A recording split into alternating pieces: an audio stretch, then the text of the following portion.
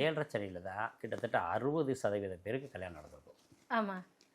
ஏன்னா இதில் பாருங்கள் 50% பேருக்கு டைவர்ஸ் ஆகாது. ஓ 7.5 சனியில் கல்யாணம் பண்ணால் டைவர்ஸ் ஆகிறது கம்மியாயிடும். 7.5 பிடிச்சிருதுல்ல சரிங்களா? அப்போ அவங்க விட்டு போக மாட்டாங்க. 7.5 சனி இல்லாத காலகட்டத்தில் நடக்கிற திருமணத்தை விட 7.5 சனி காலங்களில் நடக்கிற திருமணம் என்றுமே பிரிவினை தராது. 1 7.5 சனியில் பண்ணுற தொழில் கட்டாயம் தோல்வியை தரும். ஓ அந்த காலத்தில் தொழில் புதுசாக ஆரம்பிக்கும். விரயத்தில் ஆரம்பிக்கிற தொழில் ஜென்மத்தில் முடிவடைஞ்சிடும்.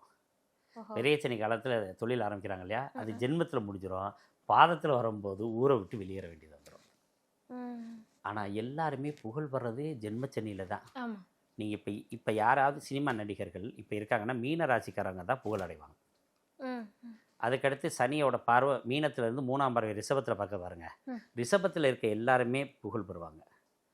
அதே மாதிரி மீனத்துலேருந்து கன்னி ராசியை பார்க்குதா 7ஆம் பார்வையாக, கன்னி ராசியில் இருக்கவங்க எல்லாருமே புகழ் பெறுவாங்க.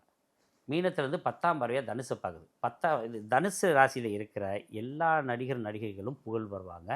அத்தனை பேரும் அவங்க வாழ்நாள் தரம் உயர்ற அளவுக்கு ஒரு ஸ்டாண்டர்டாக வெற்றி கிடைக்கும்.